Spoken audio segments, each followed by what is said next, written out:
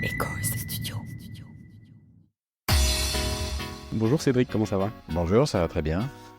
Écoute, bienvenue dans The Big Shift, bienvenue à tous les auditeurs. Aujourd'hui, on va continuer une série qu'on a commencée il y a longtemps maintenant, mais qui met du temps à s'étoffer. C'est une série sur les énergies en général. On a enregistré des épisodes sur le solaire très récemment avec Damien Salel.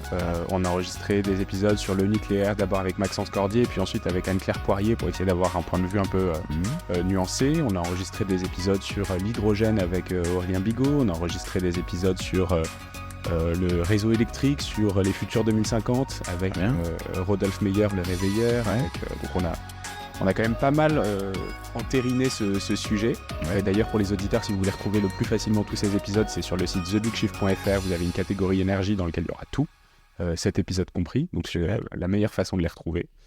Et aujourd'hui, du coup, on va parler de vent, on va parler de métal, on va parler d'énergie éolienne avec Cédric Philibert, du coup. Bienvenue dans le podcast. Est-ce que tu peux te présenter et me dire pourquoi est-ce que c'est toi qu'on a décidé d'appeler? Pourquoi est-ce que tu es légitime à parler de ce sujet avec lui aujourd'hui? Pour faire une longue histoire courte, je m'intéresse au changement climatique depuis très très longtemps. J'ai fait un premier article dans la presse française en 84 sur le sujet, dans Géo. Je crois que c'était le premier article dans la presse française d'ailleurs. J'ai fait un bouquin sur le sujet. Sur énergie renouvelable, là, on ne parle pas essentiellement... Changement climatique. Okay. J'ai fait un bouquin sur le changement climatique en 90, qui s'appelait La Terre brûle-t-elle. Et la même année, quelques mois plus tard, avec plusieurs collègues, j'ai fait un bouquin qui s'appelait Du neuf sous le soleil, qui était consacré à l'ensemble des énergies renouvelables. Donc, changement climatique et énergie renouvelable, chez moi, c'est une passion très ancienne. Voilà, ça fait 40 ans que je suis sur le coup. Après, j'ai travaillé dans divers endroits, à l'ADEME, au ministère de l'Environnement, au PNUE, c'est le Programme des Nations Unies pour l'Environnement, dans une fondation. Et puis surtout, j'ai fait 20 ans à l'Agence internationale de l'énergie. 10 ans sur le changement climatique, 10 ans sur les énergies renouvelables. Voilà, donc j'ai eu l'occasion, j'étais un peu le technologiste de l'équipe. J'ai fait ce qu'on appelait des feuilles de route technologiques sur l'éolien, sur le solaire thermodynamique, le solaire photovoltaïque. J'ai fait sur l'hydroélectricité. Voilà, je connais assez bien les renouvelables. Je suis un peu moins bon sur ce qui est le vivant, la biomasse, la bioénergie. J'ai des idées générales, mais je ne suis pas un grand expert de ces sujets-là. Mais les autres, je connais quand même assez bien. Et puis alors, en quittant l'AIE, qui m'a mis à la retraite en fin 2019, c'était le moment des confinements et tout ça. J'ai continué un certain nombre d'activités. J'ai fait de l'enseignement à Sciences Po, j'ai fait du consulting. J'ai travaillé un peu pour la Banque mondiale, j'ai encore travaillé pour l'AIE sous forme de contrat d'externe. J'ai rejoint l'Institut français des relations internationales au Centre énergie et climat. J'ai écrit un certain nombre de papiers pour eux. Et puis j'ai fait un bouquin sur l'éolien parce que je trouvais que les éoliennes étaient injustement accusées de tous les maux. C'était l'objet de la transition énergétique le plus attaqué, le plus critiqué. Et donc, j'ai décidé de faire un livre qui s'appelle « Éolienne, pourquoi tant de haine ?» où j'essaye de démonter les demi-vérités et les francs mensonges qu'on balance partout, qu'on voit partout sur les éoliennes. Voilà. Et je m'apprête à faire la même chose maintenant avec le véhicule électrique. D'accord, ok. Hyper intéressant. On va avoir Aurélien Bigot qui va passer en janvier dans le podcast. Très bien. On sera très heureux de pouvoir en reparler à la suite de ça, probablement. Écoute, super intéressant que tu aies passé autant de temps dans le secteur. Depuis 1984, sur le secteur de l'énergie, des énergies renouvelables en particulier. Tu as observé quoi comme grosses modifications de société qui ont été peut-être des tournants un peu majeurs dans la façon dont on les aborde? Ah non, mais tout a changé. C'est-à-dire que en 84 ou en 90, quand on a fait ce livre sur Du neuf sous le soleil, le photovoltaïque était l'énergie la plus chère. L'éolien était aussi une énergie chère. On n'avait pas encore... C'était quelque chose de philanthrope, en fait, de commencer à utiliser les énergies renouvelables? Alors, il y avait des États qui commençaient à y songer. Il y avait des choses en Californie. Il y avait ce qu'on appelait le solaire thermodynamique. Alors, le solaire thermodynamique, ça marche bien là où le soleil est en vision directe, donc dans les pays chauds et secs. Là, on a la possibilité de concentrer les rayons du soleil sur un corps noir. Ça fait la chaleur, et ensuite cette chaleur, on la transforme en électricité. L'intérêt, c'est que on peut stocker la chaleur pendant plusieurs heures et fabriquer l'électricité, non pas au moment où le soleil brille, mais le soir au coucher du soleil, quand la demande d'électricité est maximale. Donc c'était très intéressant. Et puis à l'époque, cette technique coûtait 2 fois moins cher que le photovoltaïque. Maintenant, elle n'a pas changé de prix, pas beaucoup. Elle coûte 3 fois plus cher que le photovoltaïque, parce que le photovoltaïque, pendant ce temps-là, a vu son coût divisé par 10. Ouais. Donc ça a été énorme. Et l'éolien a vu son coût divisé par 3 depuis ce moment-là. L'éolien offshore a surgi. Le secteur est totalement différent de ce qu'il était à l'époque. À l'époque, il y avait quelques pionniers. Il y avait les premières éoliennes en Californie, au Danemark. Il y avait, c'était des petites machines qui faisaient 20 mètres de haut, qui faisaient entre 20 et 200 kilowatts. Voilà, maintenant, les plus petites machines font 2 mégawatts. C'est-à-dire... Ça, c'est il y a 35 ans, en fait. Juste, oui, c'est ça, c'est ça. Non, le secteur a profondément changé. Et c'était des investissements qui étaient... Alors, il y en avait qui étaient très anciens. Il y a eu des investissements dans le solaire dans les années... au début des années 1900, il y a eu des choses. Comme il y a eu des voitures électriques, d'ailleurs. Et comme il y a le eu... four solaire est très, très ancien, par exemple. Oui, absolument. Mais on avait en Californie déjà du solaire thermique pour chauffer l'eau chaude. Au début du XXe siècle. Comme on avait des voitures électriques au début des voitures, il y avait autant de voitures électriques que de voitures thermiques. Voilà, il y avait des éoliennes pour pomper l'eau dans les champs, et d'ailleurs elles sont toujours là. Les éoliennes, il y en a eu depuis la nuit des temps, enfin, au XVe siècle, les moulins à vent. Les moulins, oui. Voilà. Il y a une des phrases de ton bouquin, c'est « et pourtant, elle tourne ». Oui. Alors, c'est intéressant d'ailleurs parce qu'il y a des gens qui disent ah oui, alors les éoliennes, ça va nous ramener au temps du 15e siècle. Ouais. Voilà, c'est un des thèmes de Jean Covici. Il dit mais les renouvelables, elles étaient là avant, et si on veut y retourner, on peut, mais on va avoir 100 fois moins d'énergie, ce qui est une bêtise sans nom, mais voilà. Parce que les machines n'ont rien à voir, et puis le niveau d'investissement aujourd'hui n'a rien à voir. Le photovoltaïque, Damien Salel a sûrement dû te le dire, parce qu'il connaît son sujet par cœur, mais le photovoltaïque, en 2022, c'est $1 milliard par jour investi dans... c'est 1 gigawatt, 1000 mégawatts, l'équivalent en puissance d'une centrale nucléaire, même si ça produit moins d'énergie, 1000 mégawatts par jour installés dans le monde. Faut quand même avoir ces chiffres en tête. C'est pas du tout la même chose. D'ailleurs, l'Agence internationale de l'énergie a dit récemment qu'ils n'avaient pas du tout anticipé la rapidité du développement des énergies éoliennes et solaires ces dernières années. Voilà, l'Agence internationale de l'énergie a mis très longtemps avant de prendre la mesure des choses. Je me souviens que ça a été pendant 10 ans une bagarre à l'intérieur, notamment sur leur livre principal, le World Energy Outlook, qui pendant 10 ans a dit et écrit on a atteint l'an dernier un nouveau pic de déploiement du photovoltaïque. Un pic, ça veut dire l'an prochain, ça sera moins ou au mieux la même chose. Et chaque année, c'était mieux que l'année d'avant. Mais c'était à nouveau un pic. On avait à nouveau atteint un pic qui ne serait pas dépassé. Et nous, on était quelques-uns à l'intérieur à dire mais vous n'y êtes pas du tout les gars. Donc ça a été une bagarre. Je le dis d'autant plus facilement que j'ai moi-même signé un bouquin de l'AIE en 2011 qui ressemble beaucoup à ce que l'AIE a fait ensuite en 2021, un scénario essentiellement éolien et solaire où on électrifie presque tout pour chasser les combustibles fossiles. Ce scénario qui est le Net Zero Energy, le Net Zero Emission by 2050, en 2050 de l'AIE. En gros, vous le retrouvez un peu différent, mais dans les grandes lignes, vous le retrouvez dans un bouquin que l'AIE a publié absolument, j'allais dire, l'a publié secrètement, sans lui faire aucune publicité, en 2011 et que j'avais écrit. Ça a un lien avec le scénario Négawatt Alors non, ça n'a aucun lien avec le scénario Négawatt. Qui propose un peu la même chose sur le renouvelable. Non. Alors, je dis ça parce qu'on a eu Stéphane Châtelain sur le podcast, alors il y a presque 2 ans et demi maintenant. Le scénario Négawatt, en tout cas à l'origine, était beaucoup plus orienté économie d'énergie. Il n'était pas du tout orienté électrification, alors que dans la vision, j'allais dire la vision moderne des choses, la vision qui est propagée maintenant par l'AIE, mais aussi par RTE, etc., il y a une baisse de la consommation d'énergie, ou il n'y a en tout cas pas de hausse de la demande totale d'énergie, à la fois grâce aux économies d'énergie et grâce à l'électrification, parce que l'électrification est un grand moyen d'économiser de l'énergie. C'était pas du tout présent au début chez Negawatt. Alors c'est en train de changer. Negawatt a un peu suivi le mouvement, mais de ce point de vue-là, Negawatt a sûrement été précurseur sur la sobriété, mais pas du tout sur l'électrification. D'ailleurs, son intitulé Negawatt le dit.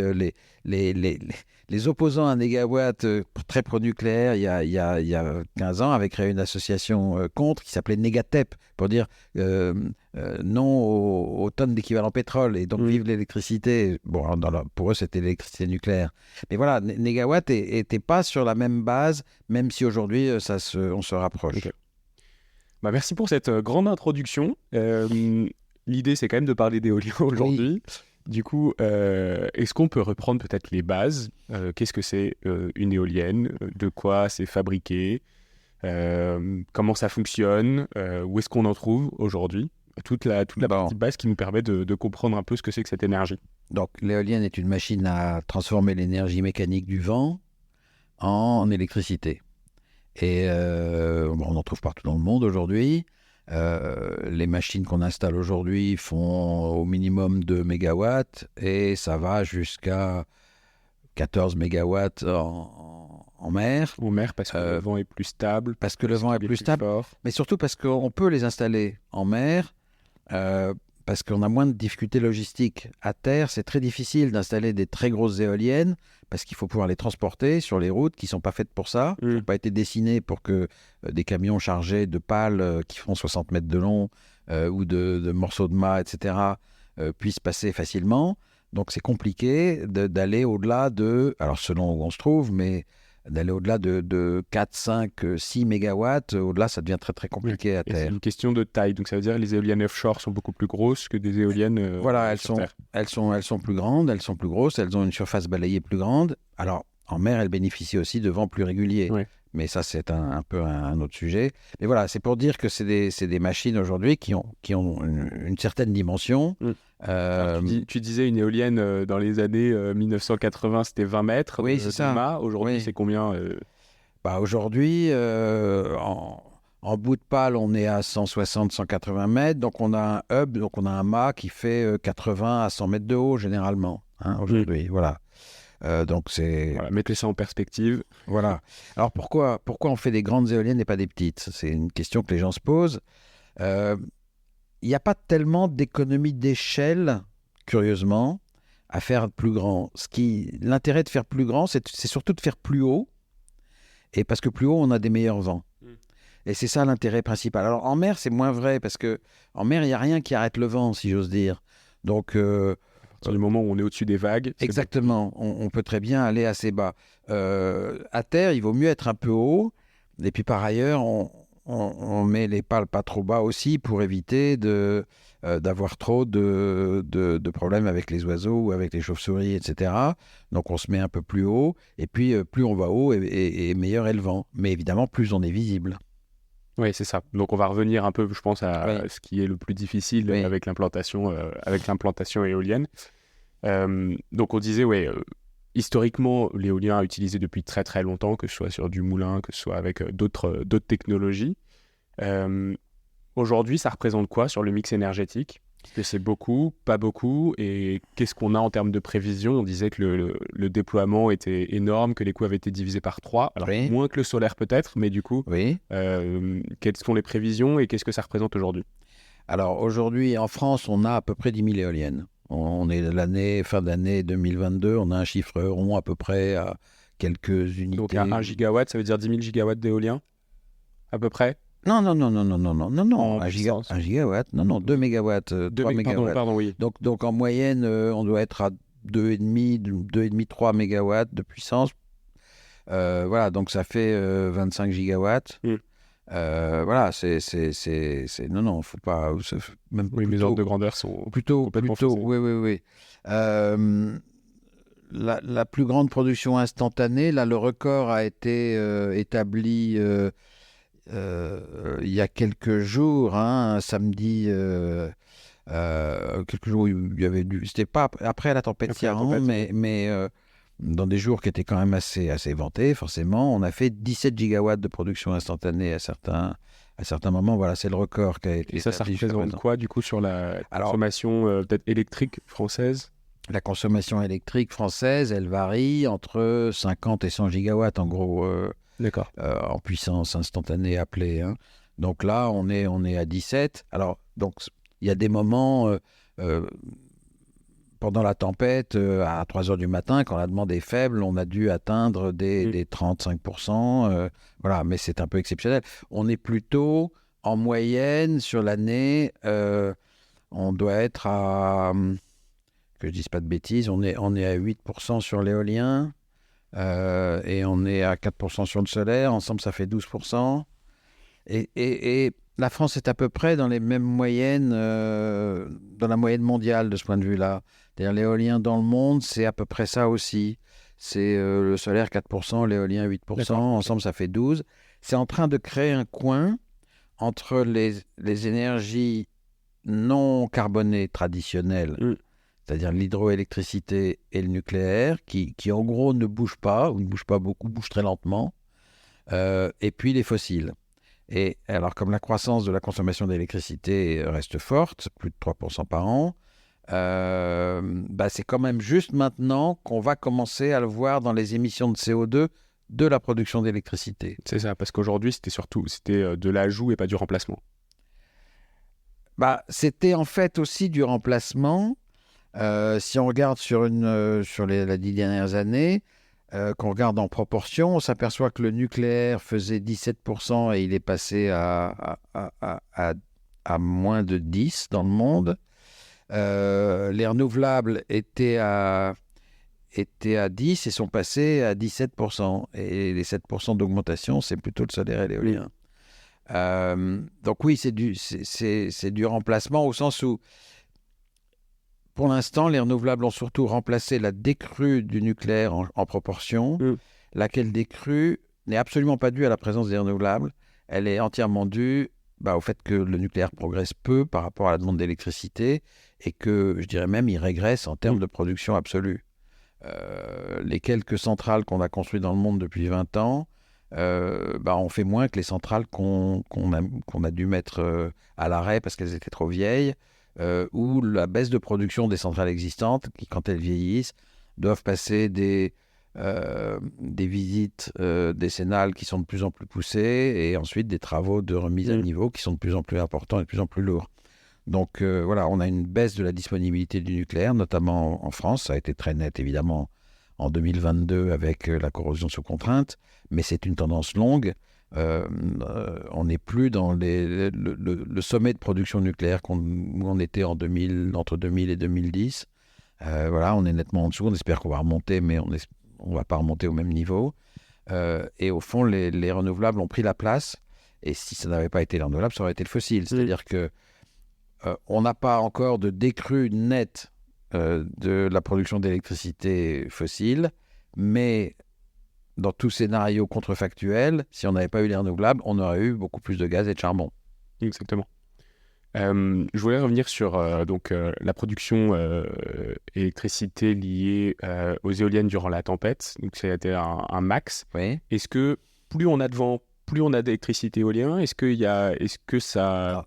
C'est complètement linéaire ou est-ce que en fait, c'est complètement c'est une observation personnelle qui, quand on se balade et qu'il y a du vent, on n'a pas forcément toutes les éoliennes qui sont en cours de marche. Oui. Est-ce que c'est parce qu'on les freine, parce que c'est dangereux? Comment ça se passe? Alors, une éolienne, elle commence à tourner à 3 mètres par seconde, donc il y a des moments, environ un quart du temps, où elle ne tourne pas parce qu'il n'y a pas assez de vent. Bon, ça c'est tout à fait net.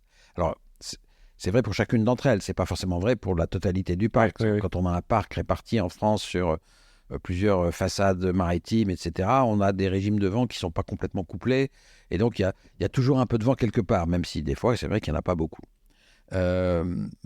Ensuite, elle démarre. Et puis, vers 35 mètres par seconde, elle atteint son régime de croisière et sa puissance nominale. Alors 35 mètres par seconde, si on fait en kilomètres heure pour que les gens comprennent. Faut faire le calcul. Divisé, ça fait...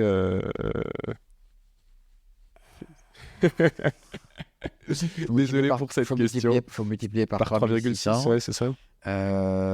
Ça nous fait du... On va couper cette partie-là, peut-être. Wow, on accélérera un peu le passage où on fait des calculs un peu compliqués. Non, mais on est autour de 10-15 km/h, du coup, c'est ça? Ouais, c'est ça. C'est ça. On est vers 10 km/h. Et puis, elle atteint la puissance nominale. C'est-à-dire que quand le vent va accélérer, la puissance mécanique du vent, elle augmente très vite avec la vitesse. Hein. C'est une fonction du cube de la vitesse. Mais là, on va gérer avec les pales des éoliennes, on va les détourner un peu du vent. Et on va essayer de faire en sorte que ça ne tourne pas plus vite, parce que ça ne produira pas plus. Et ceci jusqu'à une vitesse de, alors je veux dire en kilomètres-heure, 90, 100, 110 km/h. Qui sont les vitesses qu'on observe sur des tempêtes classiques. Voilà, et là, on va éventuellement la mettre à l'arrêt. Et on va la mettre à l'arrêt d'abord en la faisant se décrocher du vent. C'est-à-dire la pale va se tourner de façon à présenter son profil le plus mince au vent, donc elle va pratiquement plus tourner. Et au besoin, on va la freiner. Il y a un frein dans toutes les nacelles. On peut la freiner complètement. Et on fait ça pour des raisons de sécurité, effectivement, parce que il ne faut pas qu'elle tourne trop vite. Quand elle tourne, ce qu'il faut voir, c'est que quand elle tourne à sa vitesse nominale et qu'elle donne toute sa puissance, le bout des pales sur les grandes éoliennes, il est à peu près à 270 km/h en vitesse linéaire. Alors ça, on n'a pas l'impression parce que c'est majestueux, ça tourne, ça, mais quand on regarde la circonférence et le moment que ça prend parce que d'une pale de 60 mètres, ça veut dire un cercle de 120 mètres de diamètre. C'est ça. Et donc, on est à 270 km/h, il ne faudrait pas aller plus vite. Sinon, après, ça peut devenir dangereux. Voilà, donc on les arrête. Mais quand on regarde ce qui se passe dans une tempête, on s'aperçoit qu'il y a peut-être des moments où, sur une zone très précise, il y a finalement pas mal d'éoliennes qui sont arrêtées en même temps.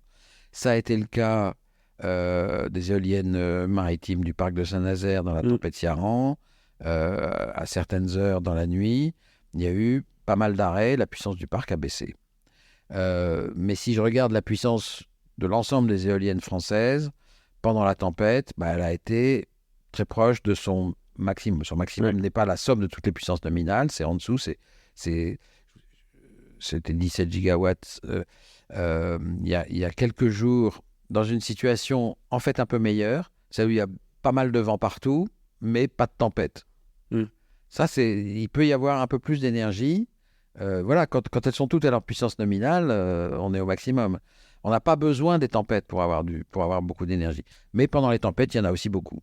On était à 16 gigawatts en France pendant la tempête. Donc le fait que quelques éoliennes soient à l'arrêt, c'est pas un gros problème parce que c'est compensé statistiquement par le nombre d'éoliennes. Ok.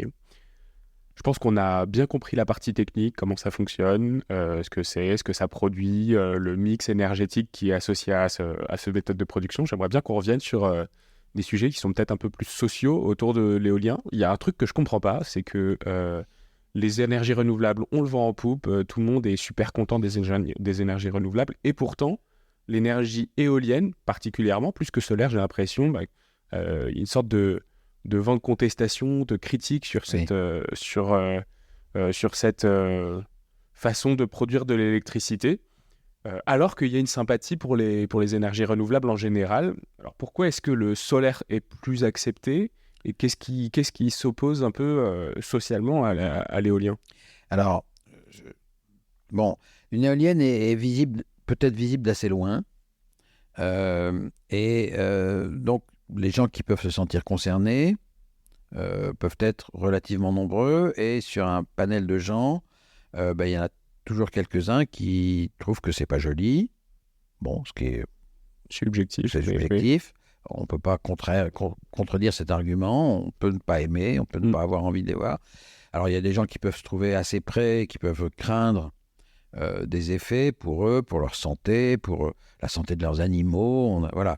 Il y a beaucoup de craintes dont l'expérience prouve qu'elles ne sont pas fondées sur quelque chose. Hein.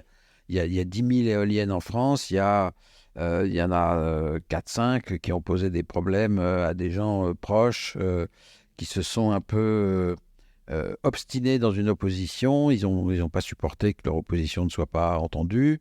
Voilà.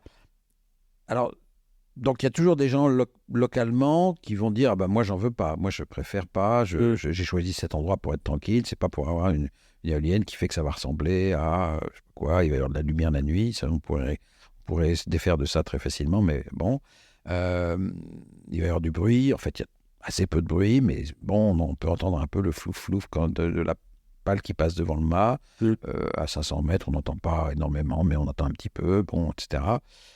Donc voilà, des gens qui peuvent trouver que ces nuisances sont insupportables, comme quelquefois la nuisance du voisin. On trouve qu'elle est acceptable parce qu'on est content de savoir qu'on a des voisins, ou on trouve qu'elle est insupportable parce que, pour des tas de bonnes raisons ou de mauvaises raisons, le voisin ne nous plaise pas. Voilà. On peut avoir des tas de bonnes et de mauvaises raisons de crisper sur quelque chose. Mais en France, il y a quelque chose de plus qu'on n'a pas ailleurs. C'est que, alors qu'on n'a pas ailleurs, il y a beaucoup de choses qui ont été dites sur les éoliennes, y compris des tas de mensonges qui ont été inventés outre-Atlantique dans des cercles d'extrême droite, financés par l'argent du pétrole et du charbon. Ça, c'est une première chose. Et ces cercles font la guerre aux éoliennes dans de nombreux pays et diffusent une désinformation dans de nombreux pays. Mais en France, cette désinformation a été reprise et transformée par une fraction du lobby nucléaire qui ne supporte pas de voir ce qui est vécu comme une concurrence. Donc, alors, du coup, les arguments sont quand même très différents. Aux États-Unis, en Australie, c'est finalement le propre des climato-sceptiques. Ils disent, mais tout va bien avec le pétrole, on a du pétrole, on a du charbon, qu'est-ce que vous venez nous embêter avec vos éoliennes qui tournent quand elles veulent, etc. En France, on ne va pas dire ça. On va dire le nucléaire fait encore mieux que l'éolien pour décarboner l'électricité. Et les éoliennes, ça va remplacer de l'électricité décarbonée, ça ne sert absolument à rien. Puis alors, on va nous dire le nucléaire fait 2 fois moins d'émissions de CO2 que l'éolien. Alors, l'éolien, quand elle tourne, elle ne fait aucune émission de CO2. Dans sa construction, comme elle naît dans un monde qui est imbibé de pétrole jusqu'au cou, dans sa construction, il y a forcément des émissions de CO2. On va reparler un peu. Oui. On dit, on évalue généralement, moi je ne conteste pas ce chiffre, à 12 grammes par kilowattheure de CO2 pour les éoliennes. Et 6 pour le nucléaire. Alors, le 6 pour le nucléaire est discuté, mais bon, je ne le discute pas. Mettons que ce soit 2 fois moins. On parle de POUIEM, c'est-à-dire on compare à du gaz, c'est 400 grammes. Pétrole 800, charbon 1200. Charbon 1000 et quelques, voilà. Donc le 2 fois plus n'a juste aucun sens. Voilà. Mais voilà, c'est ça le type d'argument qu'on entend. En fait, le pire là-dedans, c'est que justement, il y a une opposition, alors qu'il y a une complémentarité qui pourrait être très forte. Alors, oui et non, mais bon, c'est un autre sujet, mais c'est plutôt des choses qui vont dans le même sens du point de vue des émissions de CO2. Ça, c'est absolument clair.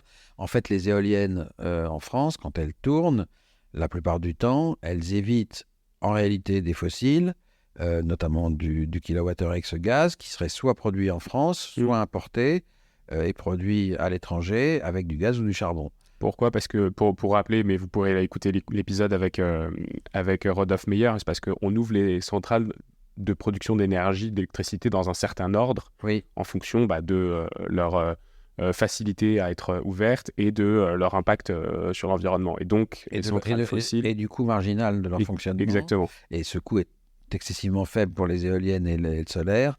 Donc, ce sont des énergies qu'on prend, quand elles produisent, on les prend.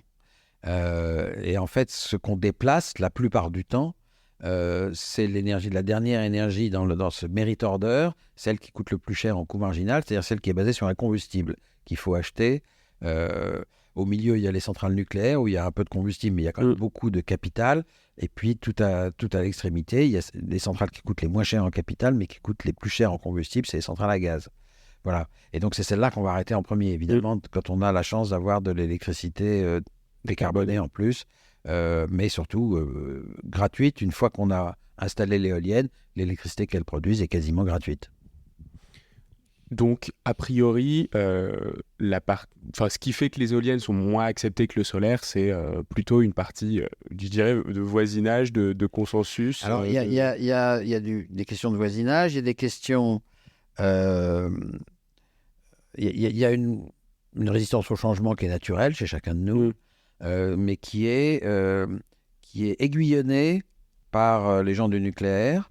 Et il est rare que dans un morceau de campagne, on ne trouve pas quelques retraités de nucléaire ou qui ont plus ou moins vécu cette période avec enthousiasme, etc.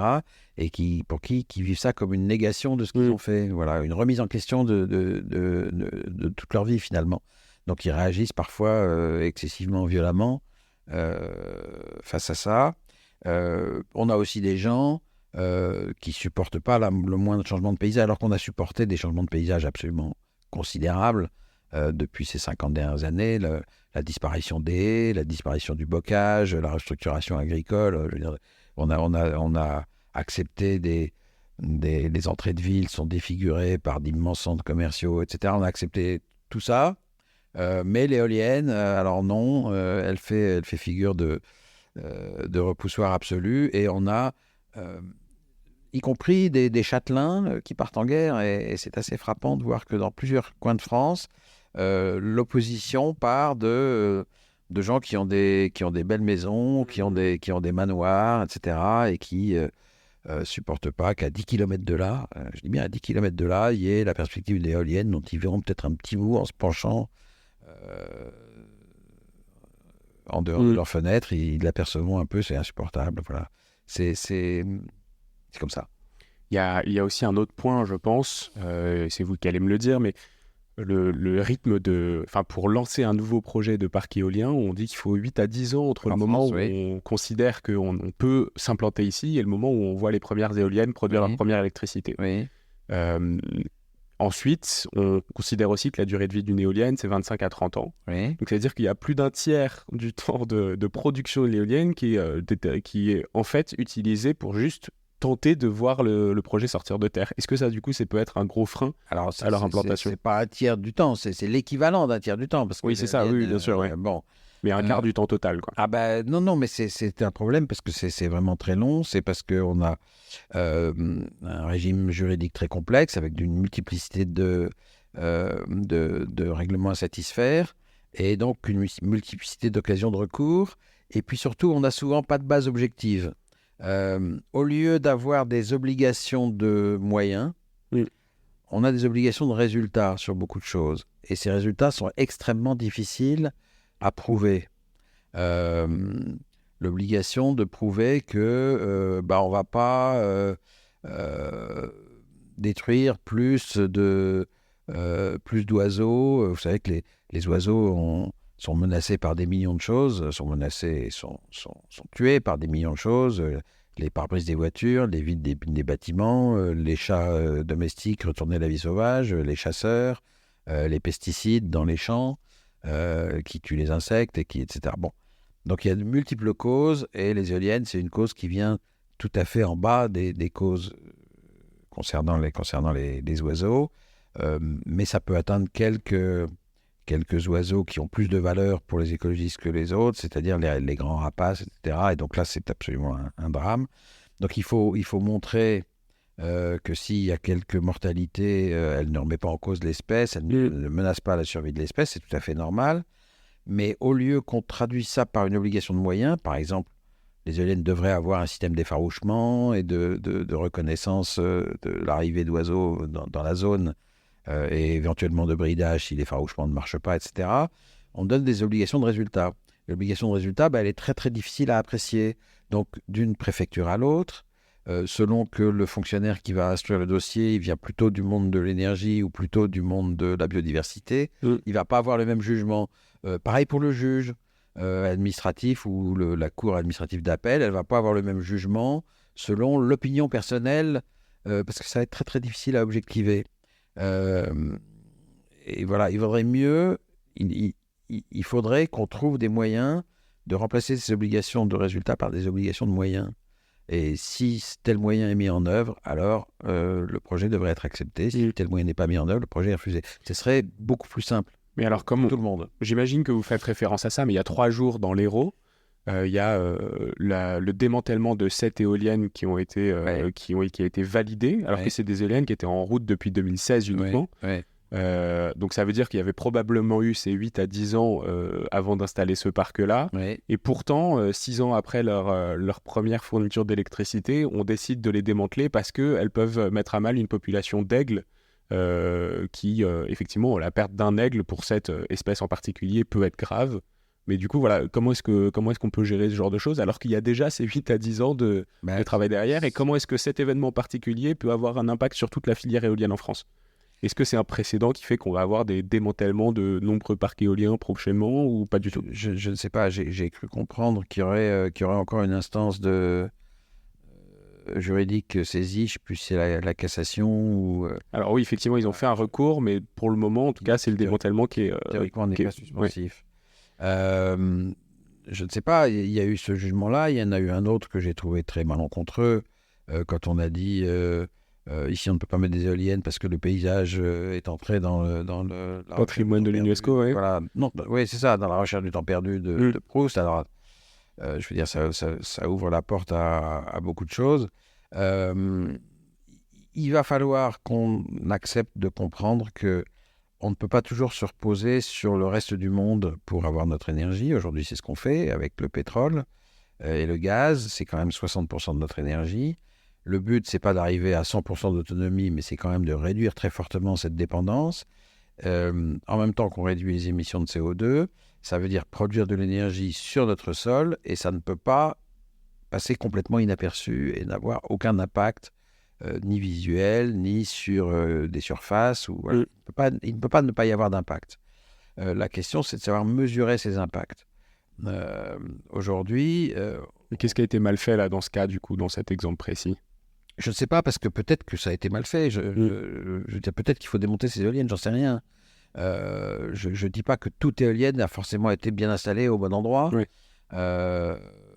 Donc, vraiment, je ne dis rien sur ce cas précis que je ne connais pas. Mais de façon générale, on prend des précautions qui deviennent maintenant absolument extraordinaires, et on ne fait pas forcément les choses simples. On dépense des sommes phénoménales aujourd'hui par oiseau sauvé ou par chauve-souris sauvée. Et dans certains cas, cet argent serait probablement beaucoup plus efficace s'il était dépensé autrement pour cette même protection des chauves-souris ou des oiseaux. Voilà. Mais là, on arrive à des choses qui deviennent un peu folles sur les éoliennes, alors qu'on est dans une situation, on va vers un manque criant d'énergie et d'électricité.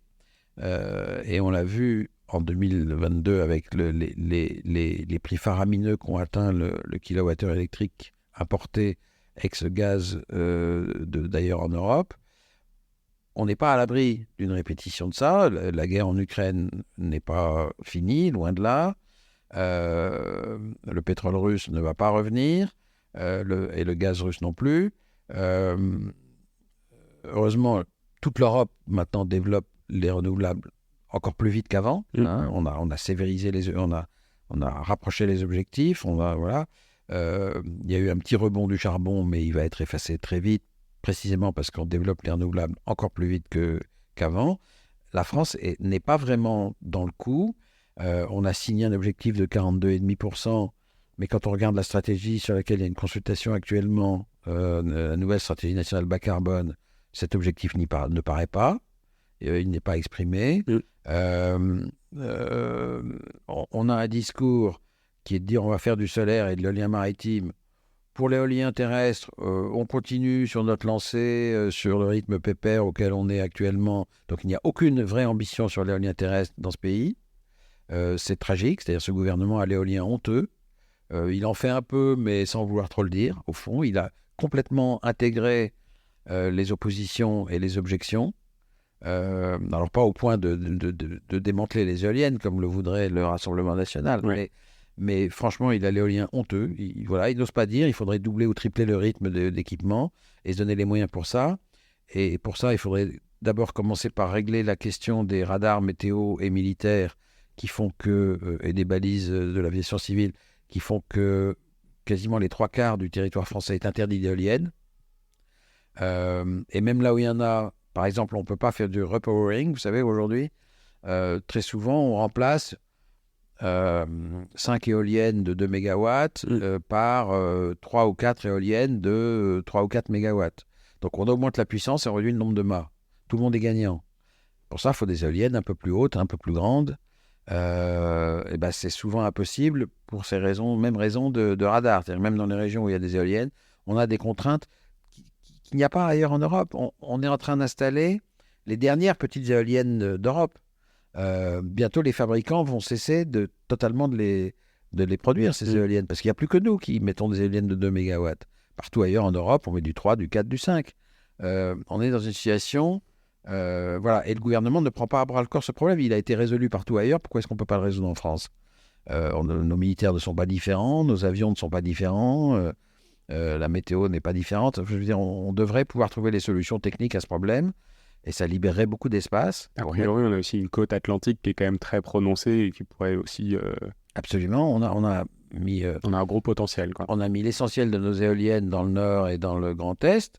Alors, c'est bien. D'ailleurs, les gens en sont contents. Hein. Faut arrêter de dire que les gens s'opposent aux éoliennes tant qu'elles ne sont pas là. Une fois qu'elles sont là, en règle générale, dans une écrasante majorité, les gens s'y habituent très vite. Et puis, ils s'habituent aussi au fait que leur fiscalité ne monte pas ou baisse parce que les éoliennes rapportent à la fiscalité locale. Ça a une aide.